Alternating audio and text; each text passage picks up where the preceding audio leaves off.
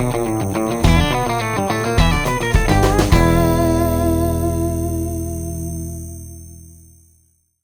me what got you in the headspace where you were like, I want to start a podcast.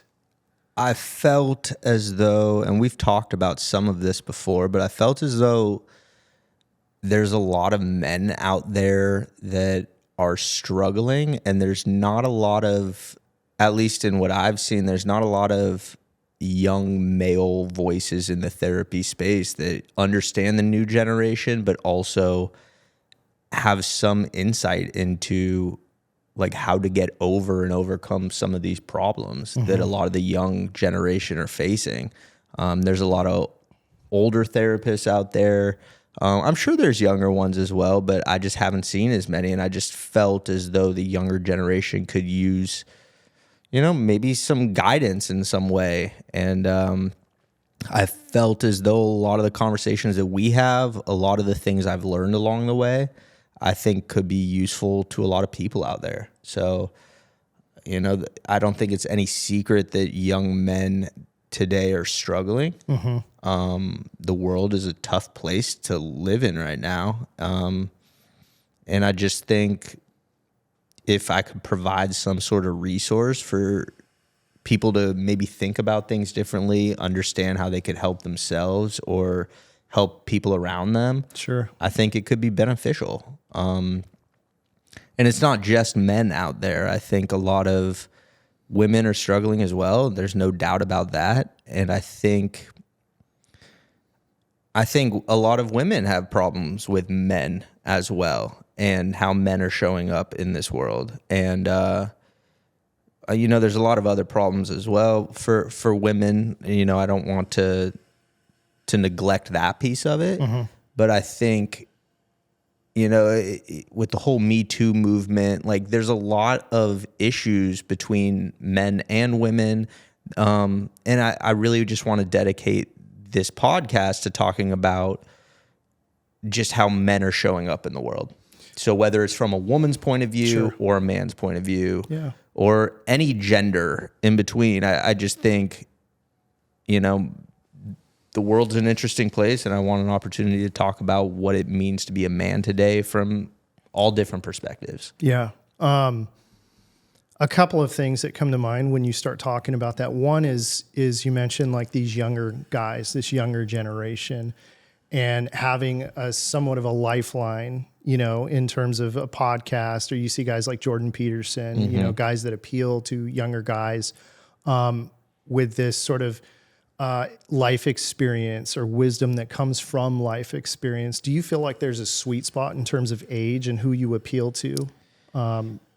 For me personally, I think through my lived experience, I understand the younger generation. Sure. I like a lot of things that the younger generation likes. I like I'm in touch with, the music, the pop culture. I mean, not entirely, but I think I have a lot in common with the young clients that I work with. I can understand the perspective of coming up. I think my generation is a really interesting moment in time in the sense of I grew up, we didn't have computers or iPhones until I was a little older. So I understand what the older generation might have felt in the sense of, I went outside and played with my friends. Sure. I played sports. Yeah. I wasn't texting and just locked into these devices. But then when I went into middle school and then high school, I did experience that. So that moment in time of being able to experience both, I think is pretty unique. So I think I could connect with a wide range of people through that. Yeah. But not to say that people like Jordan Peterson or other men out there can't. Sure. They're unique in their own way. I'm unique in mine. I just think I'm fortunate enough to be able to connect with different generations in different ways. Yeah. Yeah. No, I feel a lot of what you're saying, like on a deep level. I definitely feel that as somebody who has also had a foot in both sides of that, sorry about that. Both sides of that,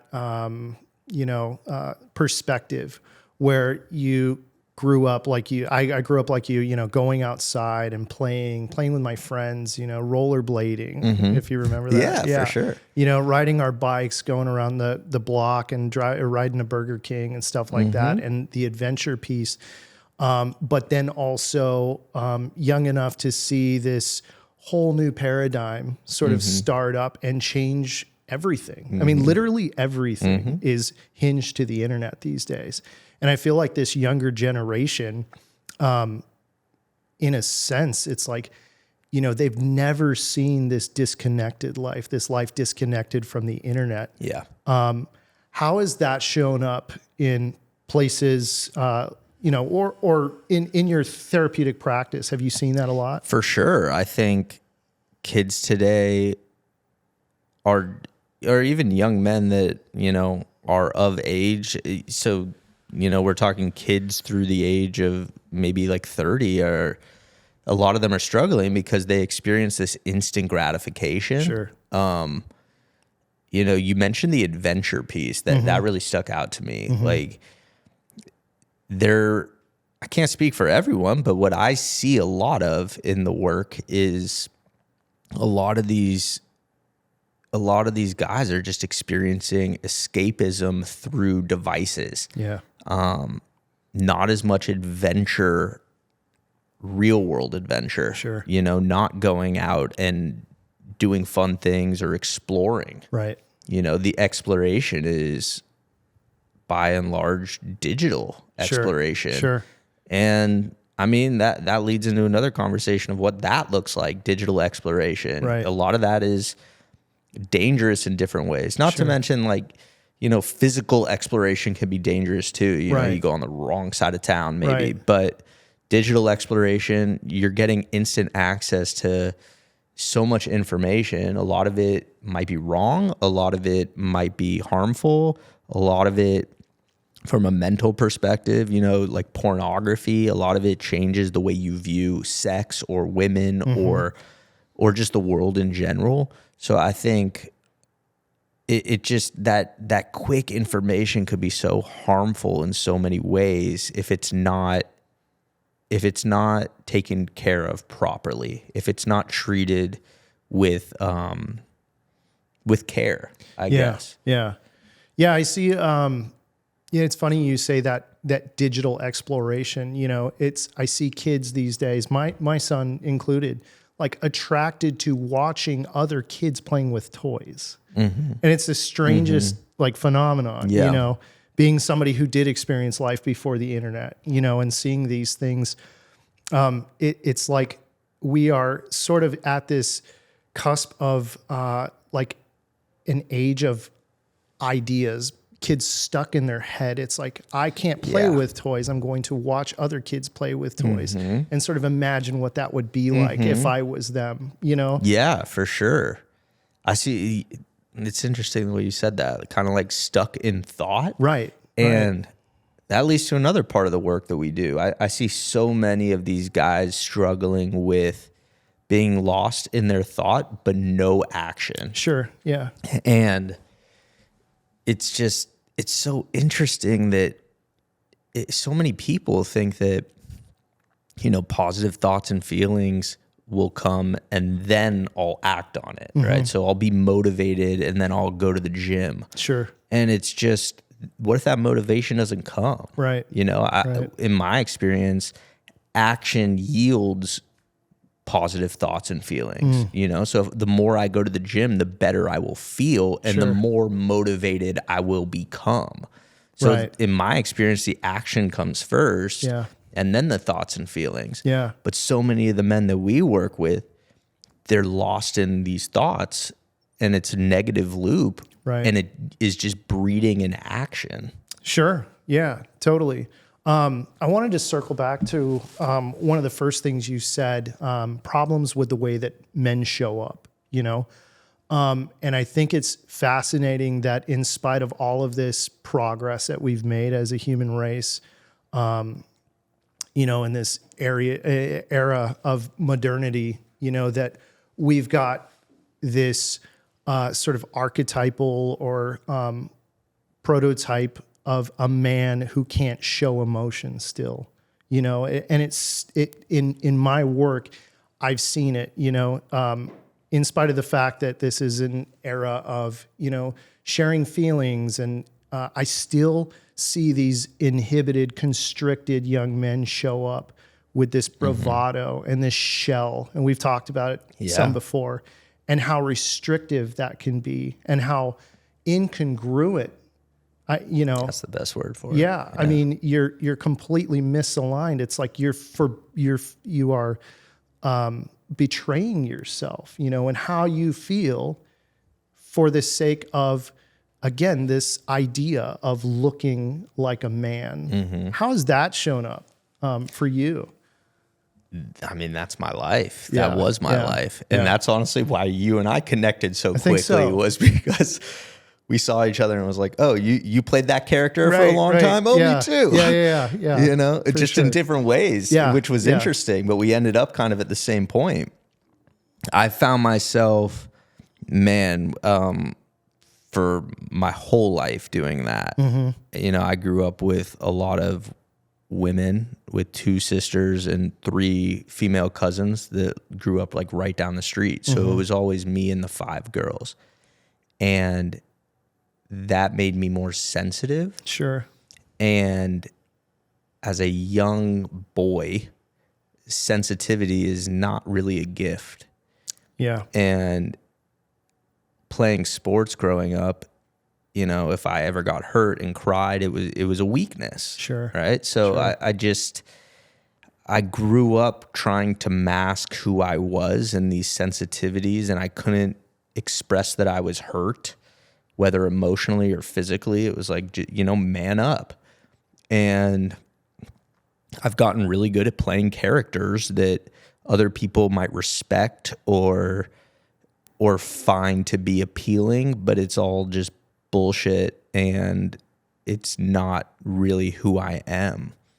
And I've gotten good at it. And what has that process of deconstruction been like for you? I would imagine pretty painstaking. Oh, yes. A lot of therapy for myself, which is why I became a therapist, Sure. because I experienced it firsthand Yeah. of going through that process, figuring out who the hell I am, and realizing how misaligned and incongruent I was living. And then getting on the other side of that, it's like, oh, life can be genuine. Life Right. can be real. Yeah. I don't have to be this fake person to try to get validation. And the funny thing is, playing those characters, the validation isn't even real anyway. Right. Because they like this character. They don't even like me. Right. So what's that even worth? And then in those times where you're forced to be vulnerable, is it held against you? You know what I mean? Yeah. It's what do you mean by the force to be vulnerable? Well, I mean,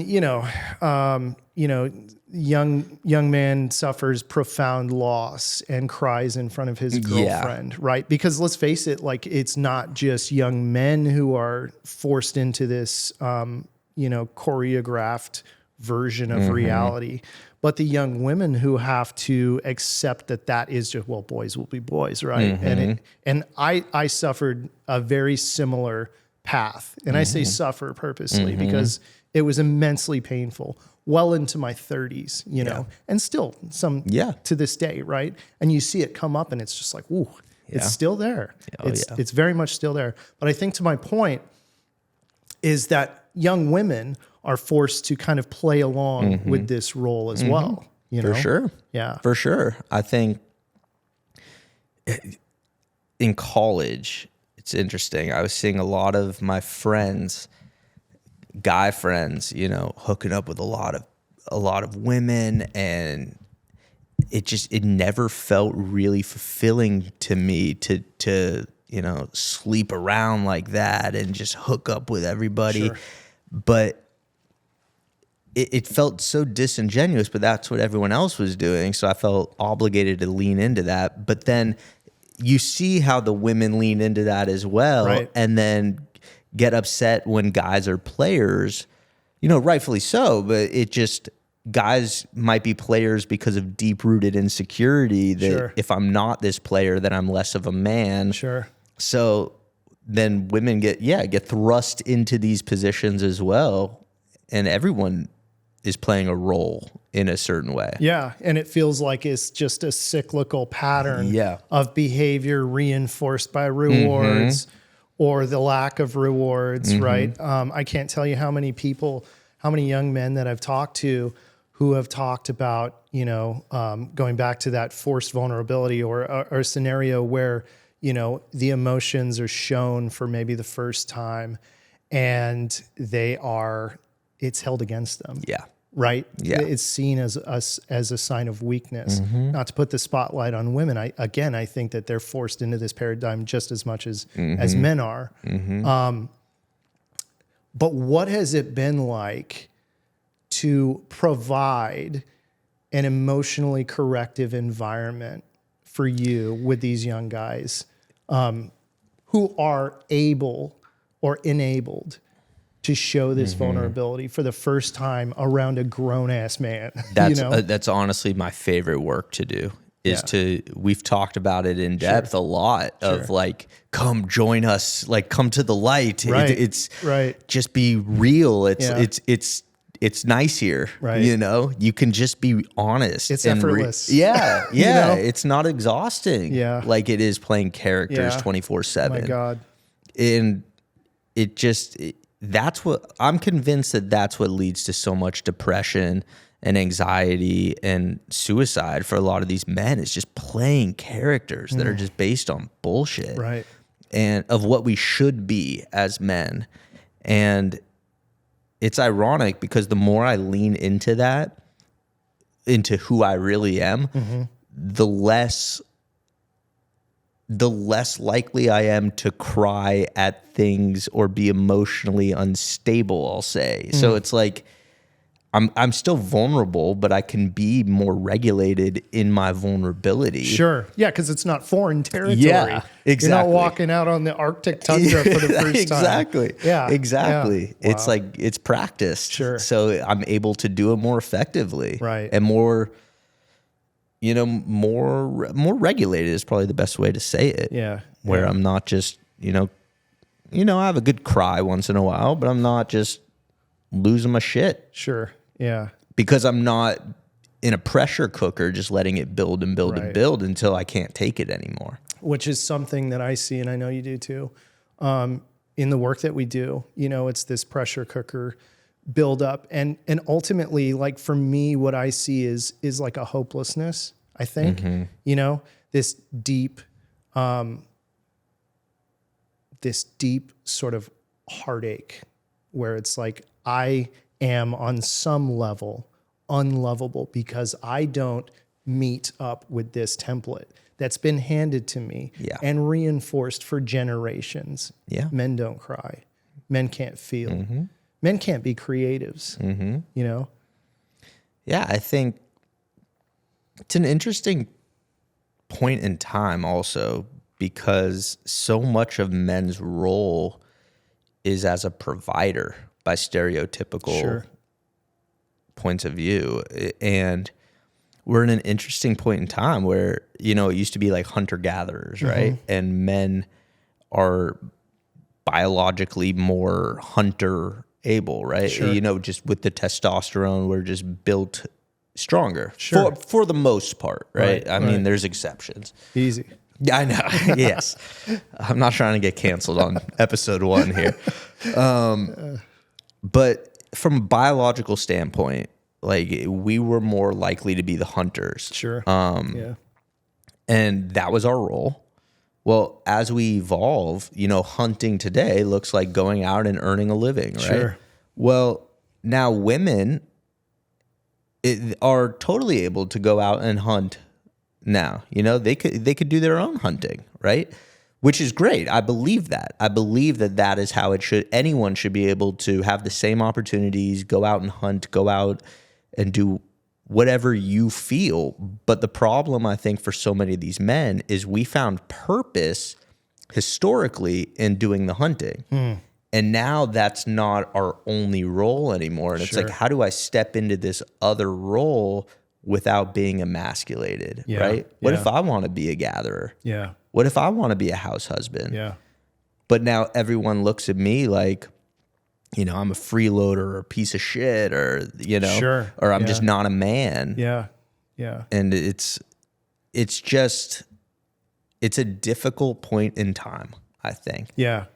And I think we need to come around to the fact that men can play different roles. Sure. A difficult point in time, but a transformational one, no less. I mean, the writing's on the wall. We are, I think, at the cusp of a new era, you know? Yeah. The age of Aquarius. Yeah. You know, I don't know what it looks like. And honestly, I spend a lot of time thinking about that. Like, what do men look like 30, 50, 100 years from now, you know?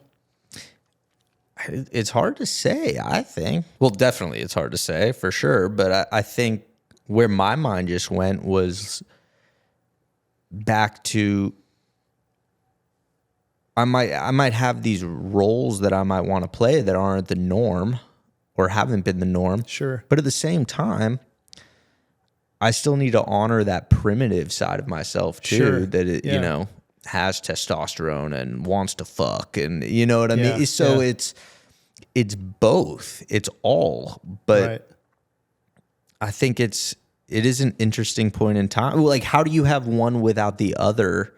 And I think as a society, that's what we kind of expect is like you could either be a super manly man who fucks and goes to the gym and is a provider, or you could be the house husband who, you know, is timid or passive. Sure. And what if we're more complex than that? Right? What if I like to fuck just as much as the next guy and want to be a house husband? Sure. Yeah. I don't want to be a house husband personally, but I'm just saying. But I what do if like I to fuck. True. Who doesn't? For the record. That's another thing though. We were talking about that the other day. Sure. I forgot what I had seen, but it was a comedy sketch or someone was talking about it. Some comedian was talking about like how men are now, it's gone so far that we're now shamed for having this sexual desire. Yeah. Like, oh, that guy wants to fuck that girl. Like, what a pig. Yeah. And it's like, he's a guy that has a testosterone just running through his veins. Like, what do you, she's a beautiful woman. What do you expect? Yeah.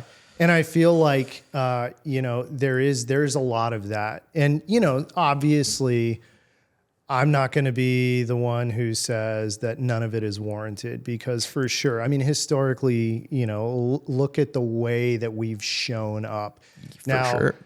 You look at cause and effect and the origins of how that schema was implanted and, you know, you kind of lose some of the agency involved in that decision to show up like that, right? We really had no choice, dare I say that, right? Like for the longest time, it was like, that was a man, right? Yeah. I don't know where I was going with that, but I think it's interesting, you know, like you said, it does not have to be so black and white. I remember walking away from a largely blue collar career field and feeling this sense of just absolute, utter devastation that I didn't have a job, that my wife was making more money than I was, that I wasn't the breadwinner. You've talked about that to some degree. I've been there for a long time. Tell me a little more. My wife's been the breadwinner. Yeah. I think, well, I wanted to come back to one thing. Sure. Just to clarify something. I wanted to say it's not the desire to you know, jump a beautiful woman's bones. It's not the desire that makes us pigs. It's how we act on it. Sure. Yeah. You know, so a lot of actions are incredibly inappropriate. Right. But so often it's like the desire is being shamed. Yes. And it's like, Yes. what are we supposed to do about that? And that's where I was going. That was the point that I lost. So we've got that suppression piece now, right? Where it's like, I am going to walk on eggshells. And I find myself doing it right now, this fear of being canceled, this fear of, and I really think that there is a lot of toxicity in that, man. There is a lot of just poison, in our culture right now, where it really feels like this pendulum is swinging and nobody knows where it's going to stop, right? For sure. And so you've got this suppression of the masculine, right? Which leads to nowhere good. You know what I mean? Yeah. I mean, you don't suppress 100 million years of evolution, and have it not, pop up in other places. Yeah. And I think that I see a lot of that kind of coming up in a lot of these young men and the sexual frustration. You got the rise of the incels right now, which is always a hot topic. How much of that have you seen in your line of work? A ton. I see it in both ways where, again, with men playing roles, I feel like they play one role or another. So I feel like some men go in the direction of just like, well, I'm just totally going to submit to these like sexual thoughts and behaviors and just, excessive sex, excessive masturbation, porn addictions. Sure. And then you get the other side where it's like completely suppressed. And then what I've seen with that is then men second guess every decision they're making of like, should I say this? Should I not say that? I don't want to come across as this. And then I'm thinking so much of how other people view me that now I'm playing a character that's the most widely accepted and isn't genuine. And you just touched on something that was interesting. Like you find yourself doing it now, having a microphone in front of me. I'm trying so hard to be inclusive of every gender. Like we're talking about men and women by and large right now, but in my mind, as we're saying this, I'm like, please be inclusive to everyone. Sure. And like, I genuinely am inclusive to everyone, but I don't know if my words always express that accurately or appropriately. So I apologize if they don't, but I find myself like in my head sometimes, am I using the wrong pronouns? Right. I don't want to use the wrong pronouns or not include somebody, but sometimes I might just do that inadvertently. And am I going to be canceled for that? Yeah. Well, that was kind of what I was alluding to is like, there is this knee jerk reaction. Well, you didn't mention they, them. It's like, oh, well, and so that's, I think there is a lot of that where men will generally become recluses, young men especially, right? And it leads to a lot of this sort of just twisted confusion. Yeah. You know what I mean? Yeah. It's a tough place to navigate. It's a tough place to navigate for a grown-ass man. I can't even imagine what it would be like to date or to, approach that thing right now. And to be a young man and basically told that you're always doing the wrong thing or saying the wrong thing or, it's a scary world and you just feel rejected. Sure. So that's hard to navigate. Sure. So what does the balance look like? What does that look like? I don't know. And that's the scary part I mean, this is going to sound kind of lame maybe, but like, I think love is the answer in the sense of, have grace for people. Try to understand people, try to have empathy. I think hurt people. So if someone's hurting you, it's probably because they're struggling somewhere deep down. So I think, I'm trying to show up the best I can. And I will make mistakes along the way. So I just hope I'm not canceled for that because, it's scary. I don't know. Yeah. I hope people have empathy for me because I'm far from a perfect human being. Sure. Yeah. But who's perfect? Yeah. And I think that kind of brings up something that I talk about often with some of the young guys that I work with, the difference between responsibility and accountability, right?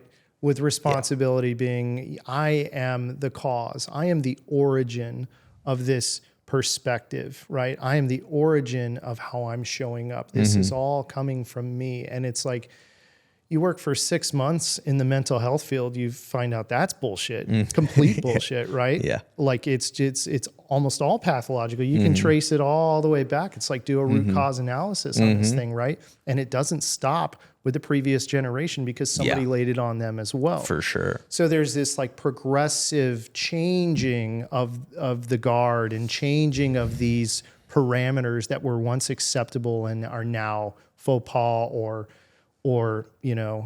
bigotry, right? And so I think that anytime you try to steer a giant ship like that, it's going to be a very slow process, and it's probably going to be messy. To the second point that I was making, there is accountability, right? There is a accountability where, and I only think that comes through awareness, and awareness comes from, if I'm yelling at you and calling you a bigot, right? First thing you do is put your walls up and you get defensive, right? But if you educate somebody with love and compassion, I do think there's something to that, right? The walls come down and the awareness is allowed to enter. And it's only through awareness that we're able to take that accountability. Yeah. Yeah, I couldn't agree more. I think the biggest problem isn't making mistakes. It's when you make a mistake and then you don't take accountability for it. So if someone, it happened recently with a client where parents were somewhat rejecting of certain genders, and this client in particular struggles with their gender and doesn't know yet how they want to identify.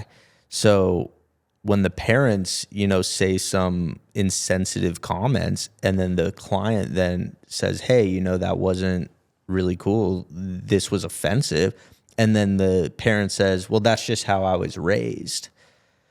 I mean, you might understand why someone's an asshole, but they're still an asshole, Sure. Like you could have empathy for understanding how they got there. Sure. But you also don't have to put up with the behavior. Oh, absolutely. So I think it's okay to make mistakes, but just be open-minded enough to learn from it. Yeah. Instead of just, well, I don't really care. I don't really care to address them by their pronouns. Yeah. If that's what if people do identify as they, them, I might slip up and use the wrong pronoun. But if you correct me, I'm not going to be a selfish, arrogant asshole about it and tell you what your pronoun should be. Right. Who am I to say that? Yeah. So again, it's meeting people where they're at. Yeah. Honoring who they are. Right. Because what makes my version the best version? Right. Right. Yeah. And I think a lot of that kind of, it reminds me a lot of the rupture and the repair process, which feels like a lot of what we do, again, that emotionally corrective experience, right? Being able to disagree with somebody, being able to miss the mark as a therapist or a counselor, right?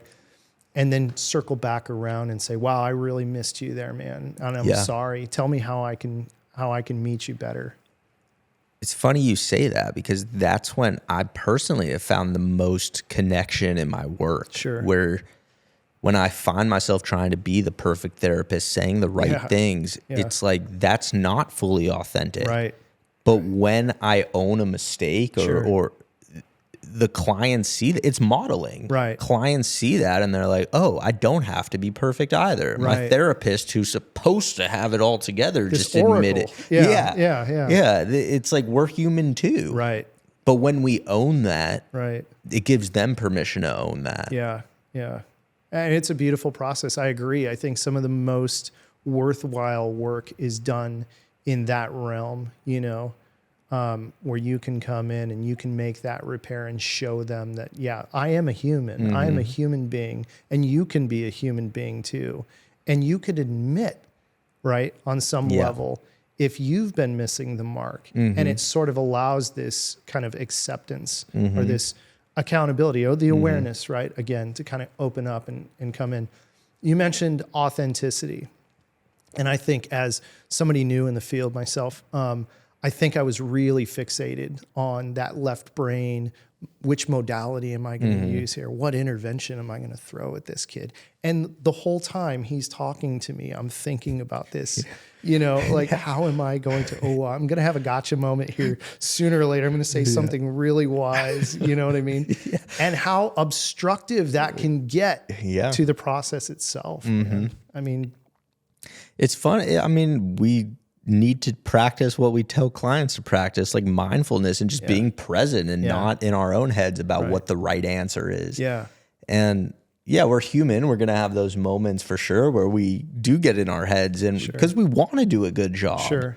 But it's funny how the best work happens when you're not trying to come up with the perfect solution and you're just being yourself. Right.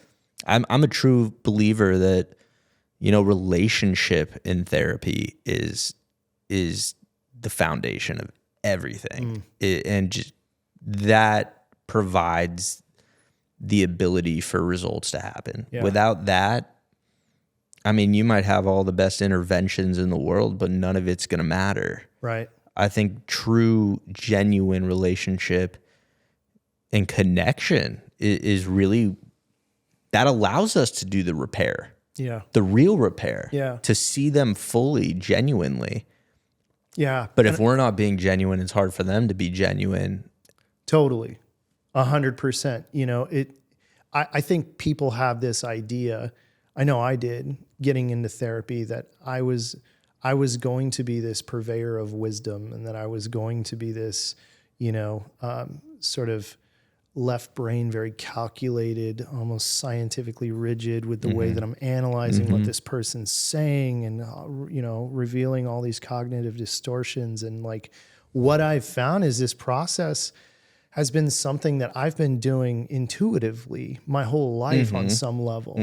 All of my deepest connections have been just pure, effortless, authenticity, man. Yeah. And being able to put my neck out and say, I'm struggling with this right now. And it almost invariably opens up this crazy realm, it's almost magical where this person is able to then, reciprocate. Yeah. It's really been a beautiful realization because it takes a lot of the ownership, or maybe ownership isn't the right word, but this burden, laborsome burden off of my back. You know? I think I still see it all the time with therapists and with myself, where I still feel compelled to like dive into modalities or come up with something profound, or just make sure I'm up to date with all the things that the science is telling us. And I just feel like when I stray away from meeting clients where they're at, like you just talked about, like admitting that, I don't have all the answers and collaborating with them more. Yeah. That's where the beauty comes from. But when I stray away from that, that's when I typically do my worst work. Yeah. Yep. And everyone has different views of how therapy should go or shouldn't go. Sure. And I love therapy because there's no right answer. Yeah. Like certain things might work and be proven in certain respects, but there's not a one size fits all. Like I'm not right for everybody, and that's okay. Yeah. But I think I show up how I show up as myself. And I think that has allowed me to connect with more people, instead of, if I'm the best at this one modality, I think the lack of authenticity, if that's all that I have to offer, right, I think I limit myself to just the one lane of people that want just that modality. Yeah. I believe in just equipping myself with all these tools. Sure. And then just being myself and using tools when they come up. Yeah. Like I don't pre-plan. Right. Yeah. And I think that's key. Some of the best instructors that I've had were the ones that were like, don't get so caught up in the modalities, right? Like there is a place for that for sure. It's sort of like a moderated kind of art form in a way, therapy, and that connection that you feel with them. But for the most part, what I feel like it's almost always the best work is the innate work, right? That authentic piece that you talked about. So what does authentic Alex look like in contrast to maybe Alex 10 years ago now?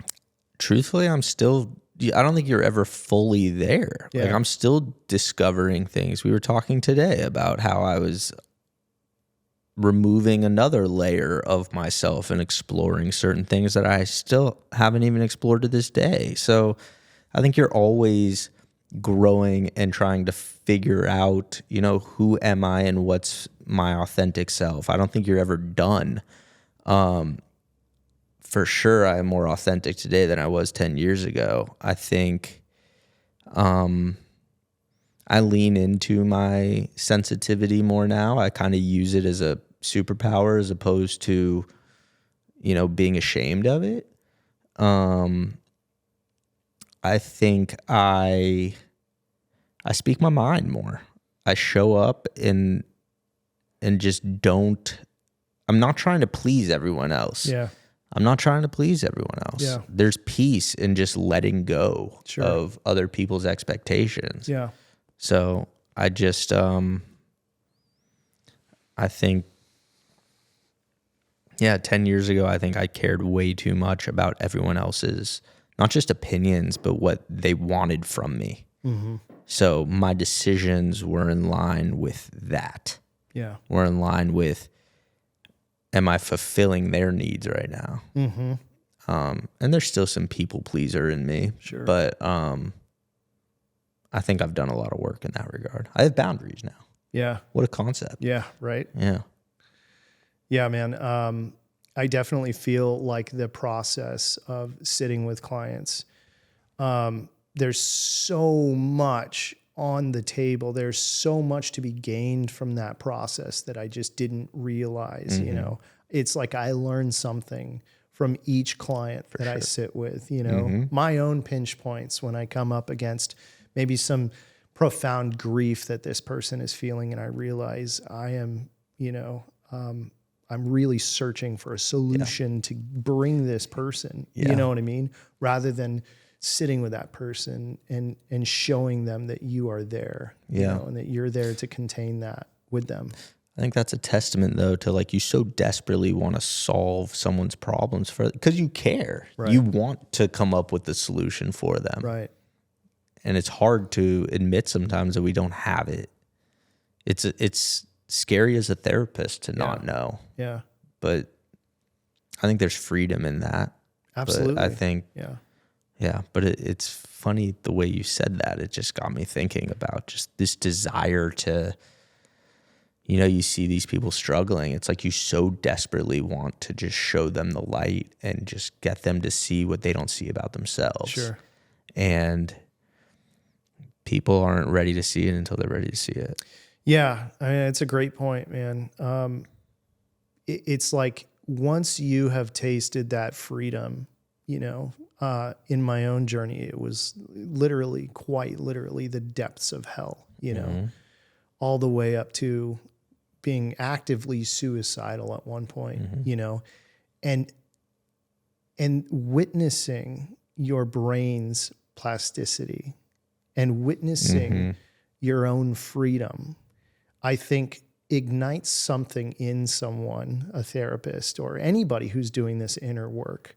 Really, it doesn't have to be a therapist, right? It ignites something that cannot ever be extinguished. And that to me is that taste of freedom because you have been down in the depths and you know what that's like, and I think that idea is really what drives me to showing these guys that it can be done. Like if I can do it, the old adage, right? Yeah. Anyone can do it. Yeah.